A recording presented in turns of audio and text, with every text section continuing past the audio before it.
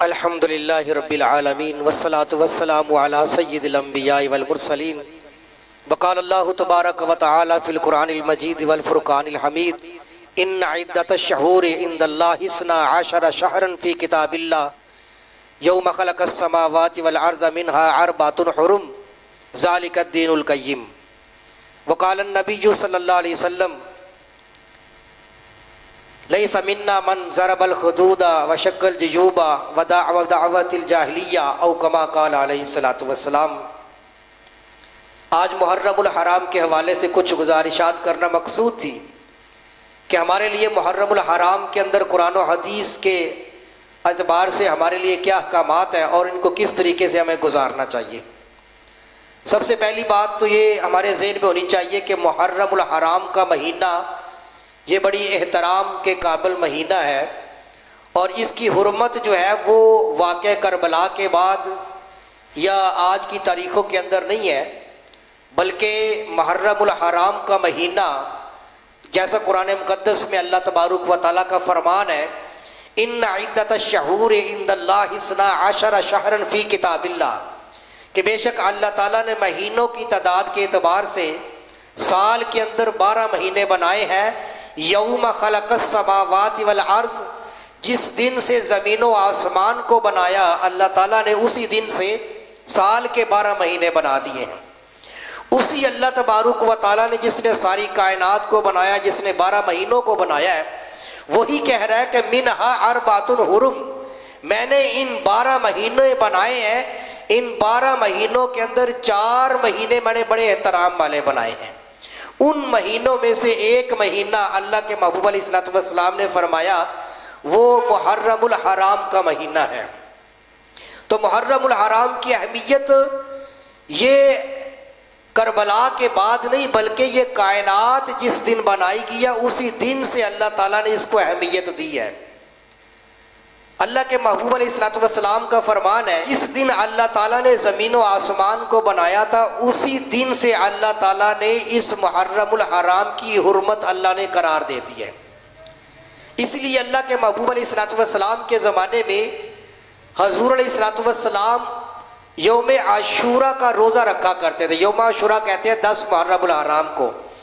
اللہ کے محبوب علیہ الصلوۃ والسلام یوم عاشورہ کا روزہ رکھا کرتے تھے، بلکہ ایک حدیث میں آتا ہے کہ جب حضور مدینہ طیبہ تشریف لائے تو مدینہ طیبہ میں تشریف لانے کے بعد آپ نے دیکھا کہ مدینہ کے یہودی جو ہیں وہ 10 محرم کا روزہ رکھا کرتے تھے۔ تو اللہ کے محبوب علیہ الصلوۃ والسلام نے ان کو بلایا اور فرمایا کہ بھی کس بنیاد پر تم روزہ رکھتے ہو؟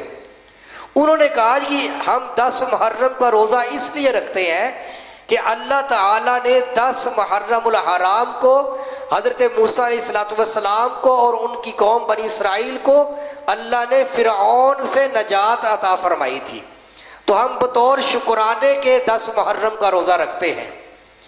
تو اللہ کے محبوب علیہ السلام کا جواب سنیے، حضور علیہ الصلوۃ والسلام نے فرمایا اچھا تم موسیٰ علیہ الصلوۃ والسلام کی بنیاد پر روزہ رکھتے ہو تو پھر ہمارا تعلق زیادہ ہے تم سے بھی موسیٰ علیہ الصلوۃ والسلام کے ساتھ، لہٰذا پھر آپ علیہ الصلوۃ والسلام نے خود بھی روزہ رکھنا ارشاد فرمایا، اور آپ نے اپنی امت کو بھی حکم دیا کہ تم بھی 10 محرم الحرام کا روزہ رکھو۔ تو جب حضور نے امت کو روزہ رکھنے کا حکم دیا تو صحابہ کرام نے عرض کی کہ حضور یہ روزہ تو یہودی بھی رکھتے ہیں اور ہم بھی رکھا کریں۔ تو اللہ کے محبوب علیہ الصلوۃ والسلام نے فرمایا کہ اگر مجھے اللہ نے زندگی دی نا تو اگلے سال ہم 10ویں روزے کے ساتھ 9ویں کا روزہ بھی رکھ لیں گے، یعنی 9 محرم کا روزہ بھی ساتھ رکھ لیں گے۔ اب یہ حدیث مبارکہ بڑی توجہ کے قابل ہے کہ دیکھیں اللہ کے محبوب علیہ الصلوۃ والسلام نے فرمایا اگر 10 محرم کو یہودی روزہ رکھتے ہیں نا تو ہم 10 کے ساتھ 9 کا روزہ ملا لیں گے تاکہ یہودیوں کے ساتھ روزے میں مشابہت نہ ہو۔ یہاں ایک بات بڑی توجہ کے ساتھ سماعت کرنے والی ہے، وہ یہ ہے کہ اللہ کے محبوب علیہ الصلوۃ والسلام نے کہا کہ 10 محرم کو چونکہ یہودی روزہ رکھتے ہیں ہم 10 کے ساتھ 9 کو روزہ رکھ لیں گے۔ اب سوال یہ پیدا ہوتا ہے کہ 10 محرم کو روزہ رکھتے تھے یہودی، اور روزہ رکھنا عبادت ہے، ثواب کا کام ہے، تو جب ثواب کا کام ہے تو پھر کس چیز کا ڈر ہے؟ تو اللہ کے محبوب علیہ الصلوۃ والسلام تو یہودیوں کے ساتھ روزہ رکھنے کے اندر بھی مشابہت کو پسند نہیں فرماتے، حالانکہ وہ ہے عبادت ہے، عبادت کے اندر بھی حضور فرماتے ہیں اپنی امت کو تم یہودیوں کے ساتھ مشابہت اختیار نہ کرو. آج کا جو فیشن ہے اور آج کی جو یہودیوں کی چیزیں ہیں ان کے ساتھ ہماری اپنی نسبت کیسے ہم قائم کر سکتے ہیں؟ اللہ کے نبی تو اپنی امت کو کہہ رہے ہیں کہ یہودی جو عبادت کرتے ہیں ان کی عبادت کے ساتھ بھی تمہاری مشابہت نہیں ہونی چاہیے. تو اللہ کے نبی نے فرمایا مجھے اگر اللہ نے زندگی دی تو آئندہ سال میں 10ویں روزے کے ساتھ 9ویں کا روزہ بھی رکھوں گا. لیکن حضرت ابن عباس فرماتے ہیں کہ پھر اگلا سال آنے سے پہلے آپ علیہ الصلوۃ والسلام کا وصال ہو جاتا ہے. تو لہٰذا یہ محرم الحرام کا جو مہینہ ہے اس کے اندر حکم یہ ہے کہ ہم روزے زیادہ کریں. حضرت عائشہ فرماتی ہیں کہ اللہ کے محبوب علیہ الصلوۃ والسلام رمضان کے علاوہ سب سے زیادہ جس چیز کا خیال اور آپ غور و فکر کرتے تھے وہ محرم الحرام کے روزے ہوتے تھے. آپ ان میں روزہ رکھا کرتے تھے. اور یوم عاشوراء رمضان فرض ہونے سے پہلے 10 محرم کا روزہ رکھنا فرض تھا. پھر جب رمضان کا مہینہ فرض قرار دے دیا گیا روزوں کے لیے تو پھر آپ علیہ الصلوۃ والسلام نے امت کے لیے اسے چھوڑ دیا گیا اختیاری طور پر. جو رکھنا چاہتے ہیں رکھ لیں. پھر اس محرم اور حرام کے مہینے کے اندر ہم نے جو چیز کا خیال کرنا ہے کہ جتنا ہو سکے امام حسین کا تذکرہ کریں, ان کی سیرت کا تذکرہ کریں, ان کے عبادت کا تذکرہ کریں, ان کی قربانیوں کا تذکرہ کریں. یہ محرم الحرام کا بڑا ادب و احترام والا مہینہ ہے. اللہ کے محبوب علیہ السلام نے پھر یہ بھی ارشاد فرمایا حضرت حسین کے بارے میں کہ الحسن والحسین سیدا شباب اہل الجنہ. چونکہ محرم کا مہینہ ہے اور محرم کے مہینے میں حضرت حسین کا ذکر خیر نہ ہو تو پھر یہ دل کو چین ہی نہیں آتا. لیکن ایک دکھ کی بات یہ ہے کہ لوگ محرم کے مہینے میں تو حضرت امام حسین کی سیرت پر بات کرتے ہیں, ذکر خیر کرتے ہیں, لیکن پورا سال امام حسین کا ذکر خیر کیوں نہیں کیا جاتا؟ ان کی عظمت پر کیوں بھی بات نہیں کی جاتی؟ یہ 10 دن ہی نہیں ہے بلکہ ہم تو چاہتے ہیں کہ ہر مہینے کے اندر حضور کے خاندان کا ذکر خیر ہونا چاہیے, امام حسن کا ذکر ہونا چاہیے, حسین کا تذکرہ ہونا چاہیے, خاندان نبوت کے افراد کا تذکرہ ہونا چاہیے. تو لہٰذا ہمارے لیے یہ ذمہ داری ہے کہ ہم محرم کا جو مہینہ چل رہا ہے اس مہینے کے اندر ہم ذکر و عبادت بھی زیادہ کریں, اس کے اندر ہم اپنا صدقہ خیرات بھی زیادہ کریں, اور اس کے اندر جتنا ہو سکے ہم اپنی زندگی کو سنت کے مطابق لانے کی کوشش کریں. جی چلتا ہے. اب اگر کسی بھائی نے کسی قسم کا کوئی سوال ہے تو وہ پوچھ سکتے ہیں. جی مفتی صاحب, میرا یہ سوال تھا کہ محرم کے دنوں میں سیاہ لباس پہننا کیسا یہ عمل ہے؟ ہاں, یہ بڑا اچھا سوال پوچھا آپ نے کہ یہ لوگ اکثر ان دنوں کے اندر سوال پوچھتے ہیں کہ سیاہ لباس پہننا کیسا ہے. ایک تو یاد رکھیے گا کہ یہ سوال محرم ہی کے اندر کیوں پوچھا گیا ہے, کیونکہ اگر یہ سوال پہننے کی ضرورت ہوتی تو پھر تو کسی وقت بھی پوچھا جا سکتا تھا. اس اعتبار سے یاد رکھیے گا کہ اللہ کے محبوب علیہ الصلوۃ والسلام نے اپنی امت کے لیے بڑی آسانیاں کی ہیں. حضور نے اپنی امت کے اندر کوئی بھی چیز ایسی نہیں کی کہ جس کو امت کے لیے ضروری قرار دے دیا گیا, خاص طور پر پہننے کے اعتبار سے. اللہ کے محبوب علیہ الصلوۃ والسلام کے زمانے میں آپ جانتے ہیں صحابہ کرام کی کیسی حالت ہوتی تھی, لباس کہاں اتنے زیادہ ہوتے تھے. تو جہاں تک سیاہ لباس کی بات ہے تو سیاہ لباس پہننا بذات فی نفس ہی کوئی حرج کی بات نہیں ہے, اس لیے کہ آپ علیہ الصلوۃ والسلام سیاہ رنگ کی چادر بھی لے لیا کرتے تھے, اور آپ علیہ الصلوۃ والسلام جب وہ مجاہدین کو بھیجا کرتے تھے بعض دفعہ ان کو جھنڈا بھی سیاہ رنگ کا دے دیا کرتے تھے. اور حضرت عائشہ فرماتی ہے کہ میں نے ایک چادر حضور کے لیے بنائی اور وہ چادر بھی سیاہ رنگ کی تھی, تو آپ علیہ الصلوۃ والسلام نے پہنی, اور پہننے کے بعد پھر میں نے دیکھا تو حضور بہت زیادہ خوبصورت نظر آ رہے تھے. تو میں نے عرض کیا کہ حضور آپ کے اوپر یہ کالی چادر بڑی جچ رہی ہے. تو فی نفس ہی جو ہے سیاہ لباس پہننے میں کوئی حرج کی بات نہیں ہے, بالکل جائز ہے. لیکن یہ ہے کہ آج کل جیسے ان دنوں کے اندر خاص طور پہ ایک فرقہ وہ سیاہ لباس پہن لیتا باقی پہنتا ہی نہیں ہے, تو یہ چیز جو ہے نا وہ کسی ایک خاص فرقے کی طرف اگر چیز مل جائے تو پھر اس بنیاد پر اس سے احتیاط کرنی چاہیے تاکہ ہمارا تعلق کسی فرقے کے ساتھ نہ جائے.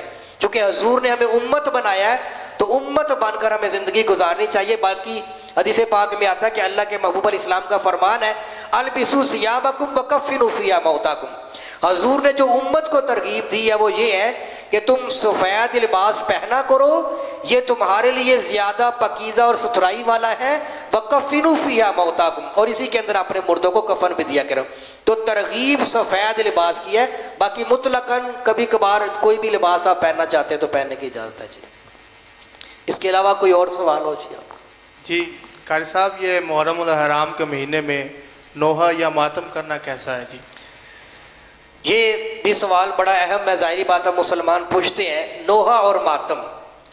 دیکھیں مسلم شریف کے اندر روایت آتی ہے کہ اللہ کے محبوب علیہ الصلوۃ والسلام کا فرمان ہے، آپ علیہ السلام نے فرمایا کہ اس بندے کا ہمارے ساتھ کوئی تعلق ہی نہیں ہے، من ضرب الخدود، جو بندہ اپنے چہروں کو پیٹتا ہے، بشق الجیوب، اور اپنے گریبانوں کو پھاڑتا ہے، اور پھر ایسی باتیں کرتا ہے ودعوا بدعوی الجاہلیہ، جو زمانہ جاہلیت کی باتیں کرنے والے لوگ تھے۔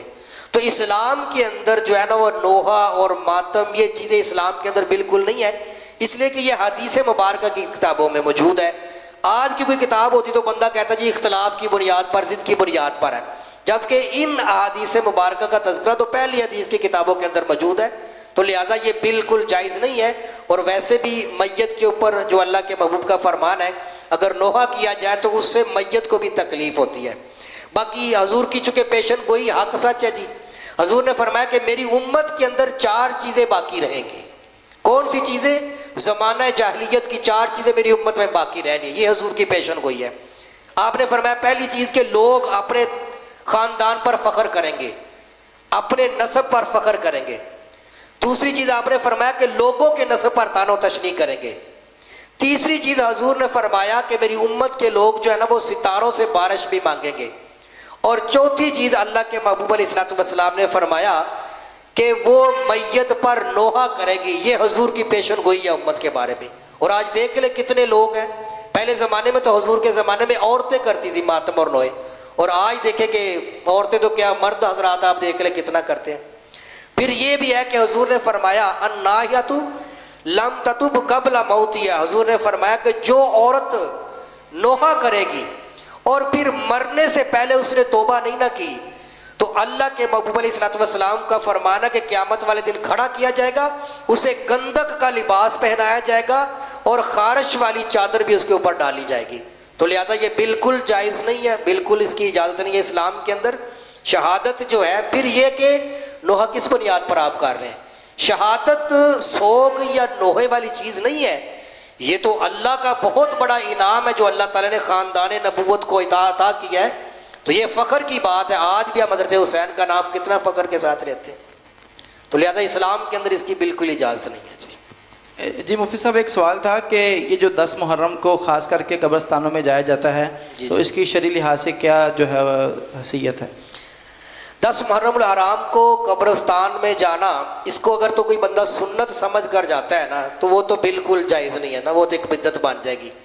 لیکن مطلقاً چونکہ اللہ کے محبوب علیہ السلام کا فرمان ہے کنت نہیتکم عن زیارت القبور فزوروها، کہ میں نے تمہیں پہلے قبروں کی زیارت کرنے سے منع کیا تھا، اب میں تمہیں زیارت کرنے کا حکم دیتا ہوں۔ تو قبروں کے لیے جا سکتے ہیں، مرد حضرات کے لیے اجازت ہے، وہ قبرستان میں جا سکتے ہیں۔ اور جانے کے بارے میں حضور نے فرمایا کہ وہاں جاؤ کیونکہ وہاں پر جانے سے تمہیں آخرت یاد آئے گی۔ اگر تو اس نیت سے آپ جا رہے ہیں کہ ہمیں اپنی آخرت یاد آئے، قبر یاد آئے، پھر تو بالکل جائز ہے۔ لیکن سنت سمجھ کر آپ 10 محرم ہی کو جائیں تو یہ سنت نہیں سمجھ سکتے آپ۔ اگر یہ رکھیں گے تو یہ طریقہ کار غلط ہوگا۔ مطلقاً کوئی بندہ جانا چاہتا ہے قبرستان تو اس کی شریعت میں گنجائش ہے، کوئی عرض کی بات نہیں۔